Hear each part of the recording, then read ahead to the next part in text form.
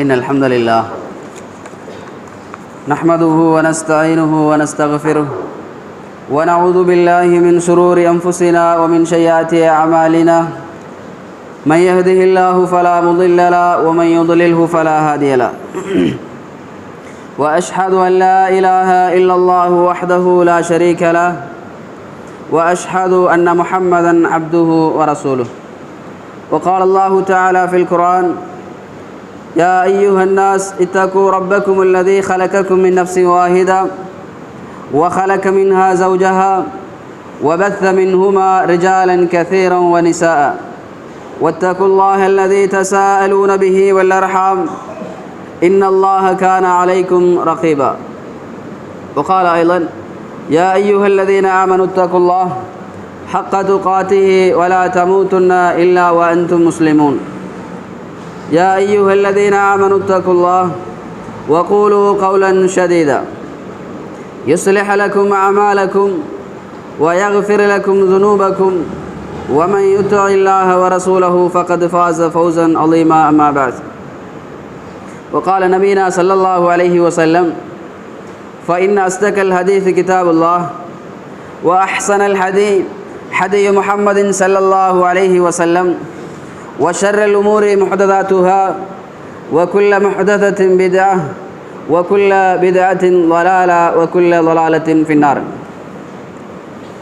அளவற்ற அருளாளனும் நிகரற்ற அன்புடையோனுமாகிய எல்லாம் வல்ல அல்லாஹினுடைய திருநாமத்தை கொண்டு இன்றைய இந்த குத்துபா பிரசங்கத்தை ஆரம்பம் செய்கிறேன்.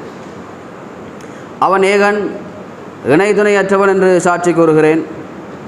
அந்த ஏகனால் இந்த உலகத்துக்கு அனுப்பப்பட்ட இறுதி தூதர் நபிகள் நாயகம் ஸல்லல்லாஹு அலைஹி வஸல்லம் அவர்கள் மீதும் அன்னாரை பின்பற்றி வாழ்ந்த அருமை சஹாபாக்கள் அவர்களை தொடர்ந்தவர்கள் இன்னும் மறுமை நாள் வரைக்கும் இந்த சத்திய தீனுல் இஸ்லாத்துக்காக வாழ்ந்து கொண்டிருக்கக்கூடிய அத்தனை நல்லடியார்கள் மீதும் குறிப்பாக எம் அனைவர் மீதும் அல்லாஹினுடைய அருட்கடாட்சம் என்றென்றும் உண்டாவட்டுமா.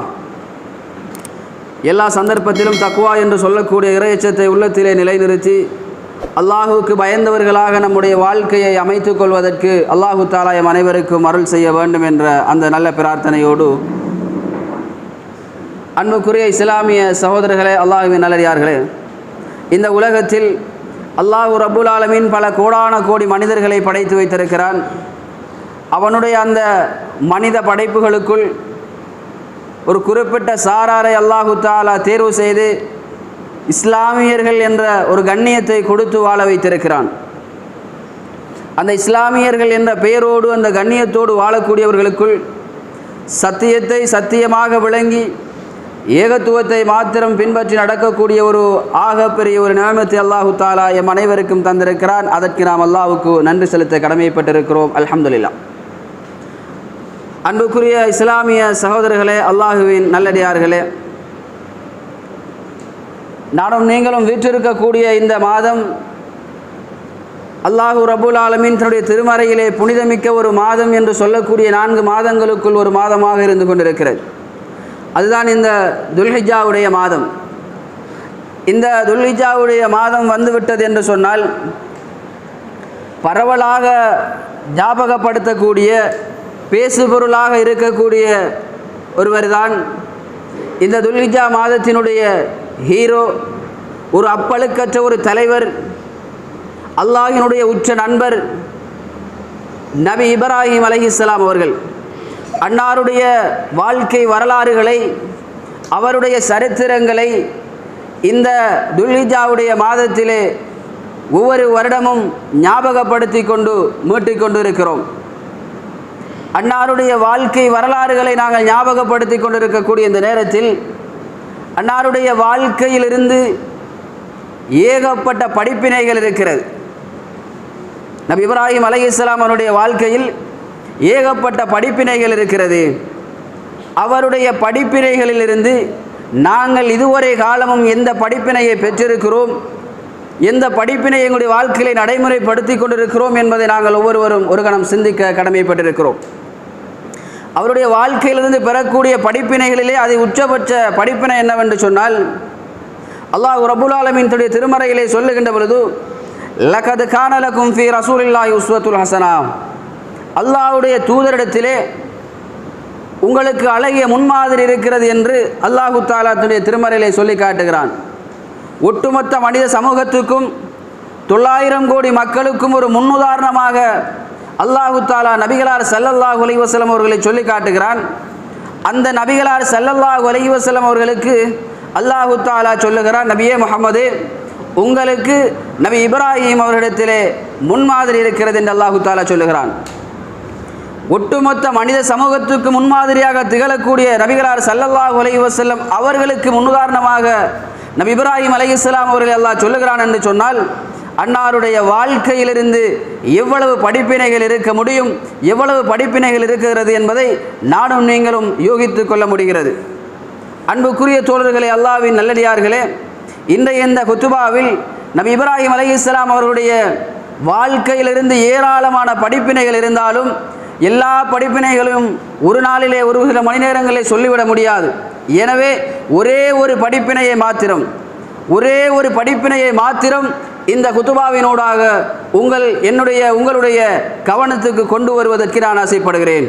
அந்த ஒரே ஒரு படிப்பினையை உங்களுடைய வாழ்க்கையிலே நானும் நீங்களும் நடைமுறைப்படுத்தி கொண்டிருக்கிறோமா என்பதை இந்த பின்னால் சில செய்திகளை சொல்லுகின்ற பொழுது நாங்கள் அதை புரிந்து கொள்ளக்கூடியதாக இருக்கும். அன்னாருடைய வாழ்க்கையிலிருந்து பெறக்கூடிய அந்த நான் இந்த ஞாபகப்படுத்த இருக்கிற ஒரு படிப்பினை என்னவென்று சொன்னால், இந்த உலகத்தில் அதிக காலம் வாழ்ந்த ஒரு நபி இப்ராஹிம் அலைஹிஸ்ஸலாம் அவர்கள். அதிக காலம் வாழ்ந்த அந்த நபி தன்னுடைய வாழ்க்கையில் 3 பொய்கள் மாத்திரம்தான் சொல்லியிருக்கிறார். தன்னுடைய வாழ்நாளில் 3 பொய்கள் மாத்திரம்தான் அந்த நபி சொல்லியிருக்கிறார். அந்த 3 பொய்களும் இந்த மார்க்கத்துக்காக சொல்லப்பட்டதாக இருக்கிறது.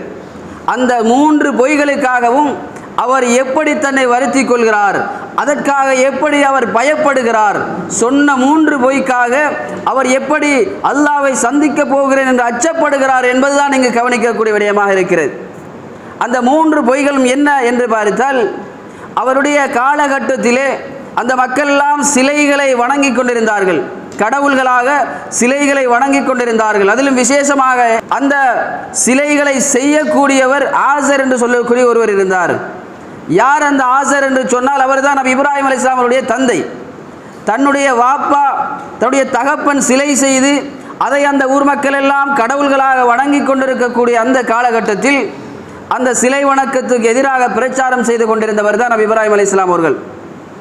ஒரு நாள் திருவிழா வருகிறது. அந்த திருவிழாவிலே எல்லா ஊர் மக்கள் எல்லாரும் ஒரு வெளியூருக்கு சென்று விடுகிறார்கள். அந்த திருவிழாவை கொண்டாடுவதற்காக, சிலை வணக்கத்திற்காக வெளியூருக்கு சென்று விடுகிறார்கள். நபி இப்ராஹிம் அலைஹிஸ்ஸலாம் அவர்களையும் அழைக்கிறார்கள். இவர் அந்த திருவிழாவுக்கு செல்வதற்கு மறுத்து விடுகிறார்.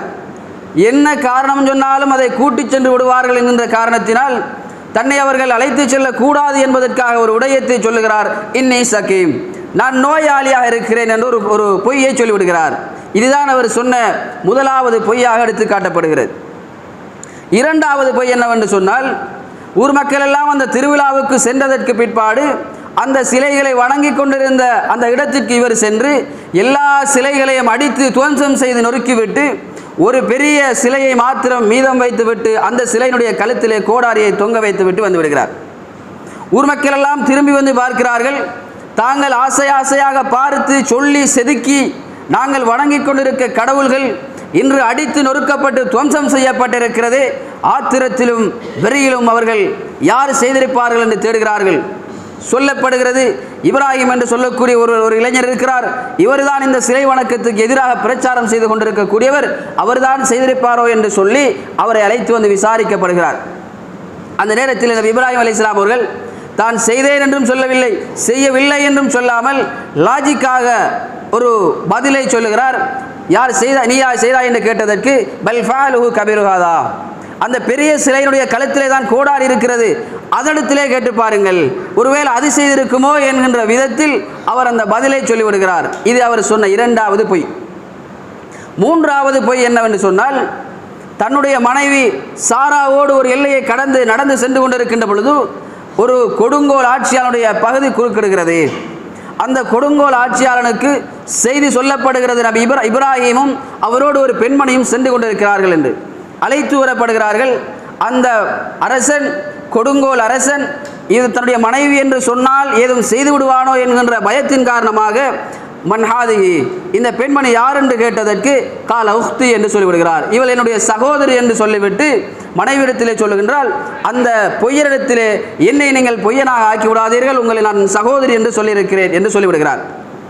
இது மாத்திரம்தான் அவர் தன்னுடைய வாழ்க்கையிலே சொன்ன பொய்கள்.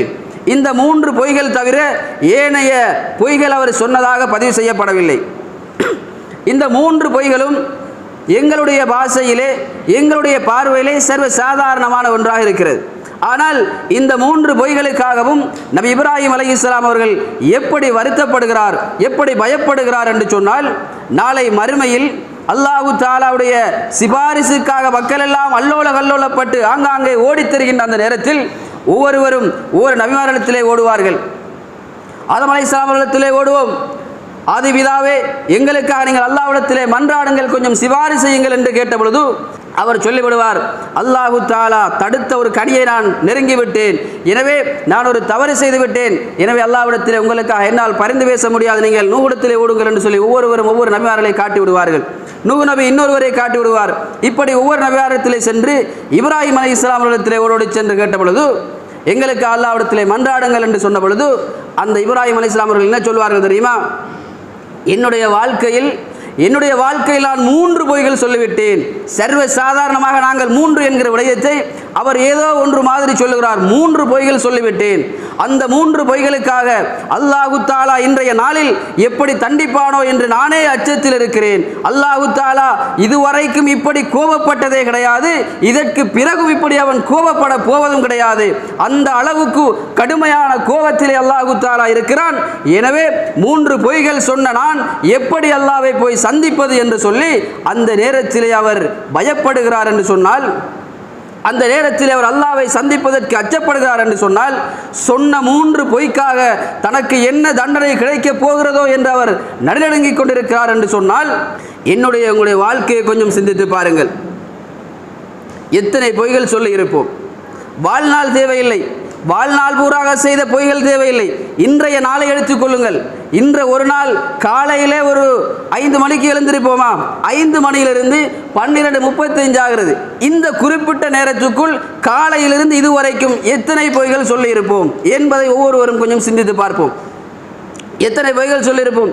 வியாபாரத்துக்காக பிள்ளைகளிடத்திலே, மனைவிடத்திலே, நண்பர்களிடத்திலே, அண்டை வீட்டாரிடத்திலே, இப்படி சர்வ சாதாரணமாக இன்றைய கணக்கு பார்த்தால் யாருமே நான் பொய் சொல்லவே இல்லை என்று சொல்லுகின்ற அளவுக்கு யாரும் இருக்க முடியாது, அல்லாஹ் அருள் பாலித்தவர்களை தவிர. அப்படி இருக்கிறது எங்களுடைய வாழ்க்கை. நாங்கள் எப்படி அல்லாஹ்வை சிந்திக்க போகிறோம், அந்த மறுமை நாளில் அல்லாஹ்வை நாங்கள் எப்படி சந்திக்க போகிறோம் என்பதை நாங்கள் ஒவ்வொருவரும் கொஞ்சம் சிந்திக்க கடமைப்பட்டிருக்கிறோம். மார்க்கத்துக்காக 3 பொய்கள் சொன்ன நபி இப்ராஹிம் அலைஹிஸ்ஸலாம் அவர்கள் இப்படி அல்லாஹ்வை சந்திப்பதற்கு பயப்படுகிறார் என்று சொன்னால், வாழ்க்கையே பொய்யிலே ஓடிக்கொண்டிருக்கிறது.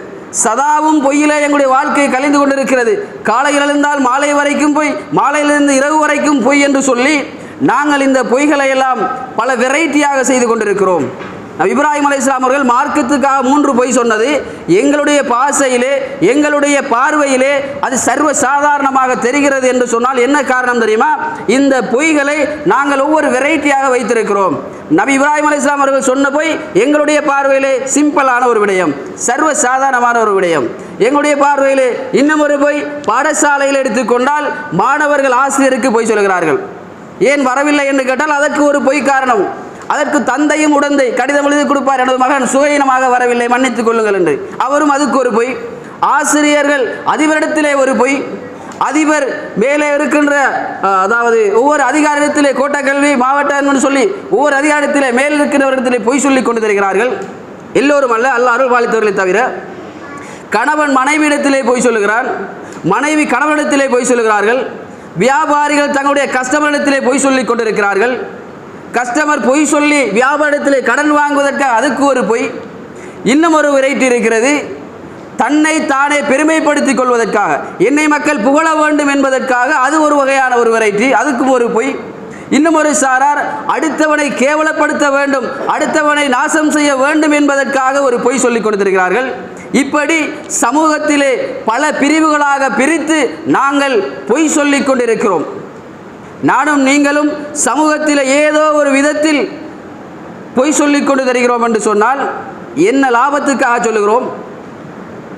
அதிகமானவர்கள் எந்த விதமான ஒரு பிரயோசனமும் இருக்காது, எந்த விதமான ஒரு லாபமும் இருக்காது, ஆனால் அதற்கும் ஒரு பொய் சொல்வார்கள்.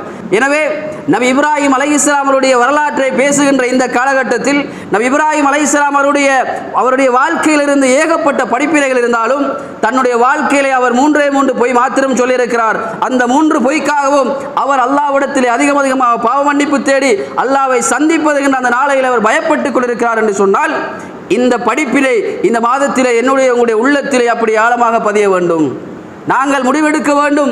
இந்த நாளையிலிருந்து, இன்றைய தினத்திலிருந்து நான் இதற்கு மேல் பொய் சொல்லவே மாட்டேன் என்று. வாழ்நாள் பூரா தேவையில்லை, முடியுமாக இருந்தால் ஒரே ஒரு நாள் முயற்சி செய்து பார்ப்போம். இன்றைய ஜும்மாவுக்கு பின்னால் அல்லது அசரிலிருந்து இஷா வரைக்குமான அந்த குறிப்பிட்ட நேரத்துக்குள் என்ன நடந்தாலும் பரவாயில்லை, பொய் சொல்லவே மாட்டேன் என்கின்ற ஒரு உறுதியை நானும் நீங்களும் இன்று ஒரு நாள் எடுத்து பார்ப்போம். அது முடியுமா என்று பார்ப்போம். பெரும்பாலும் முடியாது. அந்த நேரத்தில் தான் யாரையாவது செய்தான் அனுப்புவான், போய்த்து கேளு, என்னமாவது அதோட பேசு என்று சொல்லி யாரையாவது செய்தான் தூண்டி விடுவான். அப்படி இன்றைக்கி நம்ம பொய் சொல்லக்கூடாதுன்னு இருக்கிறோமே என்று அந்த எண்ணம் மறக்கப்பட்டு, சரி இவனுக்கு மட்டும்தானே சொல்லுகிறோம் என்று அப்படியே நாங்கள் பொய் சொல்ல வேண்டிய ஒரு நிலைமைக்கு தள்ளப்பட்டு விடுகிறோம்.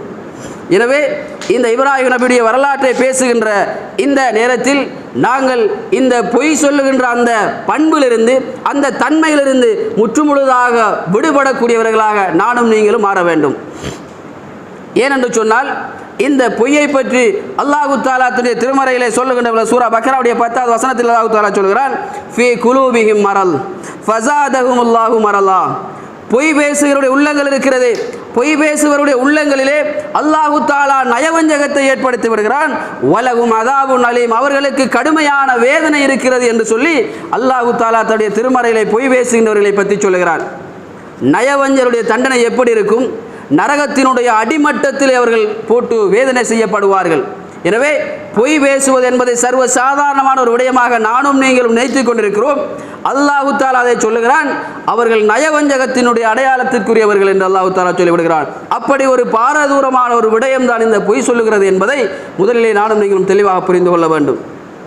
இந்த பொய்யை பற்றி நபிகளார் ஸல்லல்லாஹு அலைஹி வஸல்லம் அவர்கள் சொல்லுகின்ற பொழுது, ஒரு நாள் அல்லாஹ்வுடைய தூதர் ஸல்லல்லாஹு அலைஹி வஸல்லம் அவர்கள் சுபஹ் தொழுது விட்டு பள்ளியிலே அமர்ந்திருக்கிறார்கள். நபித்தோரிடத்திலே கேட்கின்றார்கள், இன்றைய தினம் யாராவது கனவு கண்டீர்களா? கேட்டால் அந்த கனவுக்கு பதில் விளக்கம் சொல்லுவார்கள். சஹாபாக்கள் சொல்லிவிட நபிகளார் ஸல்லல்லாஹு அலைஹி வஸல்லம் அவர்கள் சொன்னார்கள், இன்று நான் ஒரு கனவு கண்டேன், எனக்கு சில செய்திகள் காண்பிக்கப்பட்டது என்று அல்லாஹ்வுடைய தூதர் ஸல்லல்லாஹு அலைஹி வஸல்லம் அவர்கள் சில செய்திகளை அப்படியே சொல்லிக் கொண்டு வருகின்ற இடத்தில் இந்த செய்தியை சொல்லுகின்றார்கள். எனக்கு 2 மனிதர்கள் காண்பிக்கப்பட்டார்கள். அதிலே ஒரு மனிதர் முழங்காலை மடித்து அப்படியே முட்டங்காலிலே பயத்தோடு உட்கார்ந்து கொண்டிருந்தார். அவருக்கு பக்கத்தில் இன்னும் ஒரு மனிதர் கடுகடுப்பான தோற்றத்திலே கூரிய ஒரு ஆயுதத்தை கையிலே வைத்தவராக அவருக்கு பக்கத்திலே நின்று கொண்டிருந்தார். சிறிது நேரத்துக்கு பின்னால் அந்த கூரிய ஆயுதத்தோடு நின்றாரே அந்த மனிதர் கீழே இருந்து கொண்டிருந்த அந்த மனிதருடைய தாடை அப்படியே உயர்த்தி ஒரு தாடையினுடைய ஒரு பக்கத்திலே அந்த ஈட்டியால் குத்துகிறார். குத்தினுடைய அந்த ஈட்டியினுடைய கூர் காது வழியாக வெளியே தெரிகிறது. வலது பக்கம் குத்துகின்ற பொழுது இடது கண் வெளியே பிதுங்கி விழுகிறது. மீண்டும் அதை உருவி இடது பக்க தாடைகளை குத்துகிறார். வலது காதினூடாக அந்த கூருடைய முனை தெரிகிறது. வலது கண் பிதுங்கி கீழே விழுகிறது. மீண்டும் அது சரி செய்யப்பட்டு மீண்டும் அதே போல தண்டனை கொடுக்கப்பட்டு கொண்டிருந்தது. நான் கேட்டேன் இந்த தண்டனை ஏன் இவர்களுக்கு கொடுக்கப்பட்டு கொண்டிருக்கிறது என்று கேட்டதற்கு, இவர்கள் பொய் சொல்லி தெரிந்தார்கள் என்று சொல்லப்பட்டது என்று சொன்னார்கள் அல்லாஹ்வுடைய தூதர் ஸல்லல்லாஹு அலைஹி வஸல்லம் அவர்கள். சர்வ சாதாரணமாக சொல்லிக் கொண்டு தெரிகிறோம். உங்களுடைய வாழ்க்கையிலே நானும் நீங்களும் சும்மா சர்வ சாதாரணமாக பொய் சொல்லிக் கொண்டு தெரிகிறோம். எப்படிப்பட்ட ஒரு கடுமையான அகோரமான தண்டனை அல்லாஹ் தஆலா இப்போ பொய் சொல்லுகின்றவர்களுக்கு கொடுக்கிறான் என்பதை நபிகளார் ஸல்லல்லாஹு அலைஹி வஸல்லம் அவர்கள் சொல்லி காட்டுவதை பாருங்கள். இந்த தண்டனை எதுவரைக்கும் கொடுக்கப்படும் என்று கேட்டதற்கு, அந்த தண்டனை அல்லாஹ் தஆலா போதும் நிப்பாட்டுங்கள் என்று சொல்லுகின்ற வரைக்கும் இவர்களுக்கு அந்த வேதனை இடம்பெற்று கொண்டே இருக்கும் என்று நபிகளார் ஸல்லல்லாஹு அலைஹி வஸல்லம் அவர்களுக்கு சொல்லப்பட்டதாக அல்லாஹ்வுடைய தூதர் ஸல்லல்லாஹு அலைஹி வஸல்லம் அவர்கள் அருமை சஹாபாக்களுக்கு விளக்கப்படுத்துகிறார்கள். பொய் சொல்லுவதற்கு இப்படிப்பட்ட ஒரு தண்டனையை இஸ்லாம் வழங்கி கொண்டிருக்கிறது என்று சொன்னால், நானும் நீங்களும் அந்த விடயத்திலே அதை கணக்கெடுக்காமல் சர்வ சாதாரணமாக பொய்யிலே மூழ்கி கொண்டிருக்கிறோம் என்பதை கொஞ்சம் சிந்திக்க கடமைப்பட்டிருக்கிறோம். அன்புக்குரிய தோழர்களே, அதே போல இந்த ஒரு நாள் நபிகளார் ஸல்லல்லாஹு அலைஹி வஸல்லம் அவர்கள் சஹாபாக்களிடத்திலே நபித்தோழத்திலே கேட்கின்றார்கள், பெரும்பாவங்கள் பற்றி சொல்லி தரட்டுமா பெரும்பாவங்கள் பற்றி சொல்லித்தரட்டுமா என்று கேட்டுவிட்டு அல்லாஹ்வுடைய தூதர் சொன்னார்கள், அல்லாஹ்வுக்கு இணை வைப்பது பெரும்பாவம் என்று சொன்னார்கள். அடுத்ததாக சொன்னார்கள், பெற்றோரை நோவினை செய்வது பெரும்பாவம் என்று சொல்லிவிட்டு அடுத்ததாக சொன்னார்கள், பொய் சொல்லுவது பெரும்பாவம், பொய் சொல்லுவது பெரும்பாவம், பொய் சொல்லுவது பெரும்பாவம் என்று அல்லாஹ்வுடைய தூதர் சொல்லிக்கொண்டே இருந்தார்கள். அல்லாஹ்வுடைய தூதர் நிப்பாட்ட மாட்டார்களா?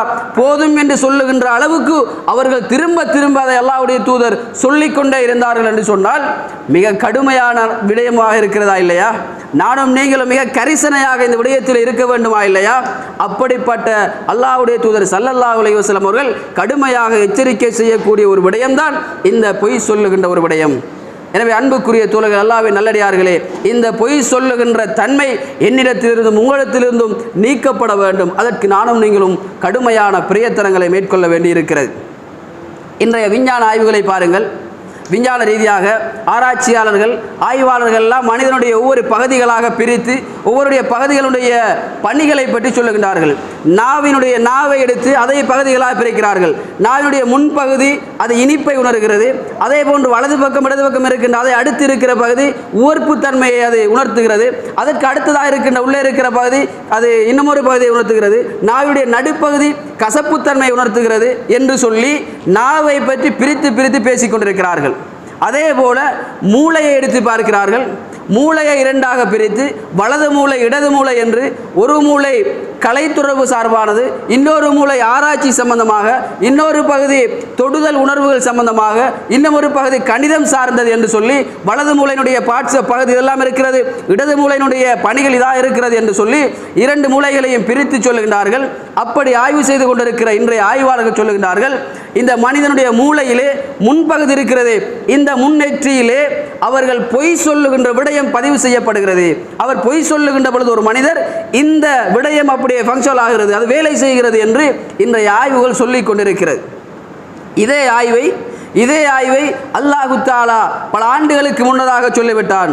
சூரா அலக்கில் அல்லாஹு தஆலா சொல்லுகிறான், கல்லால இல்லம் யன்தஹி, அவர்கள் அதை விட்டு விலகிக் கொள்ளவில்லை என்று சொன்னால் லனஸ்ஃபஅம் பின்னாசியா, அவருடைய முன்னெற்றியை நாங்கள் பிடித்திருப்போம் என்று அல்லாஹு தஆலா சொல்லுகிறானே, அந்த நாசியா முன்னெற்றி என்று அல்லாஹு தஆலா எதை சொல்லுகிறான்?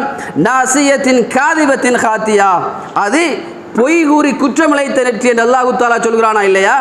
அல்லாஹு தஆலா சொல்லுகிறான், பொய் சொல்லுகின்ற அந்த நெற்றியை பிடித்திருப்போம். பொய் சொல்லுவது என்பது மூளையுடைய முன்பகுதியை பதிவு செய்யப்படுகிறது என்று அல்லாஹு தஆலா அன்று சொன்ன செய்தி இன்று ஆய்வினூடாக கண்டுபிடிக்கப்பட்டிருக்கிறது. எனவே ஒரு மனிதன் பொய் சொல்லுவானாக இருந்தால் அதற்கு என்று ஒரு பகுதி அல்லாஹு தஆலா நியமித்து அதனூடாக எங்களுடைய பொய்கள் எந்த அளவுக்கு இருக்கிறது என்பதை அல்லாஹு தஆலா கணித்து எங்களுக்கு அதற்கான தண்டனை வழங்க இருக்கப்படுகிறது. அன்புக்குரிய தோழர்களே, அல்லாஹ்வின் நல்லடியார்களே, எனவே நானும் நீங்களும் உங்களுடைய வாழ்க்கையிலே இந்த பொய் சொல்லுகின்ற பண்பிலிருந்து, இந்த பொய் சொல்லுகின்ற தன்மையிலிருந்து விலகி இருப்பதற்கு முயற்சி எடுக்க வேண்டும். இந்த பொய்யை பற்றி நபிகளார் ஸல்லல்லாஹு அலைஹி வஸல்லம் அவர்கள் சொல்கின்ற பொழுது அப்துல்லாஹ் இப்னு மஸ்ஊத் ரலியல்லாஹு அன்ஹு அறிவிக்கக்கூடிய ஒரு செய்தி முஸ்லிமிலே பதிவு செய்யப்பட்டிருக்கிறது. சொல்லுகிறார்கள், இன்ன சிதுக யஹ்தி இலல் பிர், இன்ன சிதுக யஹ்தி இலல் பிர், உண்மை பேசுகிறது இருக்கிறது அல்லவா, இந்த உண்மை நன்மையின் பக்கம் உங்களை வழிகாட்டும். வ இன்னல் பிர்ர யஹ்தி இலல் ஜன்னா, நன்மை சொர்க்கத்தின்பால் உங்களை வழிகாட்டும் என்று சொல்லிவிட்டு சொன்னார்கள், வ இன்னல் கதிப யஹ்தி இலல் ஃபுஜூர், பொய் பேசுவது தீமையின் பக்கம் உங்களை வழிகாட்டும். வ இன்னல் ஃபுஜூர யஹ்தி இலன் நார், அந்த தீமை உங்களை நரகின்பால் வழிகாட்டும் என்று அல்லாஹ்வுடைய தூதர் ஸல்லல்லாஹு அலைஹி வஸல்லம் அவர்கள் அருமையான ஒரு விளக்கத்தை சொல்லி காட்டுகின்றார்கள். எனவே நாங்கள் உண்மை பேசுவோமாக இருந்தால் அந்த உண்மை என்னையும் உங்களையும் சொர்க்கத்தின்பால் இட்டு செல்லக்கூடியது. நானும் நீங்களும் பொய் பேசுவோமையாக இருந்தால் அந்த பொய் எங்களை நரகத்தின்பால் இட்டு செல்லக்கூடியது. எனவே நாங்கள் பேசுகின்ற ஒவ்வொரு பொய்யும் எங்களுக்கான நரகத்துக்கான பாதையை நானும் நீங்களும் செப்பனிட்டு கொண்டிருக்கிறோம் என்பதை நானும் நீங்களும் கவனத்தில் கொள்ள வேண்டியிருக்கிறது. அன்புக்குரிய தோழர்களே, அல்லாஹ்வின் நல்லடியார்களே, எனவே இந்த பொய் பேசுகின்ற தன்மையிலிருந்து, பொய் பேசுகின்ற இந்த பண்பிலிருந்து நானும் நீங்களும் முற்றுமுழுதாக விலகி இருக்க வேண்டும். நபி இப்ராஹிம் அலைஹிஸ்ஸலாம் அவருடைய வரலாற்றை பேசுகின்ற நேரத்தில் அவருடைய வரலாற்றிலிருந்து நாங்கள் பெறுகின்ற படிப்பினைகளை ஒவ்வொன்றாக எடுத்து எங்களுடைய உள்ளத்திலே பதிய வைத்து அந்த படிப்பினையை எங்களுடைய வாழ்க்கையை நடைமுறைப்படுத்த வேண்டும். எப்படி மூன்றே பொய் மாத்திரம்தான் சொல்லி அந்த 3 பொய்க்காகவும் அவர் பாவ மன்னிப்பு தேடி எல்லாவிடத்திலே பயப்படுகிறார் என்று சொன்னால் நானும் நீங்களும் இதுவரைக்கும் எவ்வளவு பொய்கள் சொல்லியிருப்போம், எத்தனை முறை இந்த பொய்களை நினைத்து அல்லாஹ் அல்லாஹ்விடத்திலே நாங்கள் பாரம் சாட்டி மன்றாடி இருப்போம். எனவே அன்புக்குரிய தோழர்களே, அல்லாஹ்வின் நல்லடியார்களே, இதுவரை காலமும் நாங்கள் சொன்ன அந்த பொய்களுக்காக அல்லாஹ்விடத்திலே அதிகமாக பாவ மன்னிப்பு தேடி அல்லாஹ்வை பாவமற்றவர்களாக சந்திப்பதற்கு முயற்சி எடுக்க வேண்டும். பொய்யே சொல்லக்கூடாதா என்று சொன்னால் அப்படியும் அல்ல. பொய் சொல்லுவதற்கு இஸ்லாம் 3 சந்தர்ப்பங்களை தந்திருக்கிறது. அந்த 3 சந்தர்ப்பங்கள் தான் அனுமதிக்கப்பட்டிருக்கிறது. அது என்ன அந்த சந்தர்ப்பம் என்று சொன்னால், நபிகளார் ஸல்லல்லாஹு அலைஹி வஸல்லம் சொன்னார்கள், கணவன் மனைவிக்கிடத்திலே பொய் சொல்ல முடியும். கணவன் மனைவியிடத்திலே பொய் சொல்வதற்கு இஸ்லாம் அனுமதித்திருக்கிறது. என்ன காரணத்துக்காக என்று சொன்னால், நாங்கள் ஊர்மேய்ந்து விட்டு வந்து அதற்கு எதிராக பொய் சொல்லுவதல்ல. ஒரு கணவனுக்கு மனைவிக்கும் இடையிலே பொய் சொல்லுகின்ற விடயத்தில் இஸ்லாம் அனுமதித்தது எதற்கு என்று சொன்னால், மனைவியினுடைய ஒரு ஆடை இருக்கிறது, அவர் ஒரு ஆடை அணிந்திருக்கிறாள். அந்த ஆடை பார்ப்பதற்கு அசிங்கமாக இருந்தாலும் அழகாக இருக்கிறது. இந்த ஆடையோடு நீங்கள் அழகாக இருக்கிறீர்கள், சுமாராக இருக்கிறீர்கள் என்று சொன்னால் அவருடைய உள்ளத்திலே எங்களை பற்றி ஒரு நல்லெண்ணம் ஏற்படும். எனவே இருவருக்கு இடையில் ஒரு அன்பு பரஸ்பரம் ஏற்படும். அதே போல மனைவி ஒரு உணவை சமைத்திருக்கிறார் என்று சொன்னால், அந்த உணவு டேஸ்டாக இல்லை என்று சொன்னாலும் கூட அந்த உணவை பற்றி புகழ்ந்து பேசுவது, ஒரு பொய்யாக ஒரு புகழ்ந்து பேசுவது, அருமையாக இருக்கிறது, சூப்பராக இருக்கிறது என்று சொல்லி, அப்படிப்பட்ட விடயங்களுக்கு தான் கணவன் மனைவிக்கு இடையிலே அன்பு பரஸ்பரத்தை ஏற்படுத்திக் கொள்வதற்காக, ஒரு நல்லிணக்கத்தை ஏற்படுத்திக் கொள்வதற்காக இஸ்லாம் பொய் சொல்வதற்கு அனுமதித்து இருக்கிறது. அதே போல 2 நண்பர்களை ஒருவருக்கொருவர் பிரிந்திருப்பார்கள் என்று சொன்னால், அல்லாஹ்வுக்காக இணைந்த அந்த நண்பர்களை இணைத்து விடுவதற்காக அவர்களிடத்திலே பொய் சொல்வதற்கு அனுமதி இருக்கிறது. அதே போல போர்க்களத்திலே பொய் சொல்வதற்கு அனுமதி இருக்கிறது. எதிரிப்படை வந்து நீங்கள் எத்தனை பேர் இருக்கிறீர்கள் என்று கேட்டால், நாங்கள் ஒரு 5 பேர் 500 பேர் இருந்தாலும் 5000 பேர் இருக்கிறோம் என்று சொல்லி அவர்களை பயமுறுத்துவதற்காக ஒரு போர் தந்திரமாக பொய் சொல்வதற்கு இஸ்லாம் அனுமதித்திருக்கிறது. இந்த 3 சந்தர்ப்பங்கள் தவிர ஏனைய எந்த ஒரு சந்தர்ப்பத்திலும் பொய் சொல்வதற்கு இஸ்லாம் அனுமதிக்கவில்லை என்கின்ற செய்தியை நாங்கள் ஆழமாக எங்களுடைய ஆழ்மனதிலே பதிந்து கொண்டு பொய்யிலிருந்து நாங்கள் ஒதுங்கியவர்களாக நம்முடைய வாழ்க்கையை அமைத்துக் கொள்வதற்கு அல்லாஹ் தஆலா அனைவருக்கும் அருள் செய்வானாக.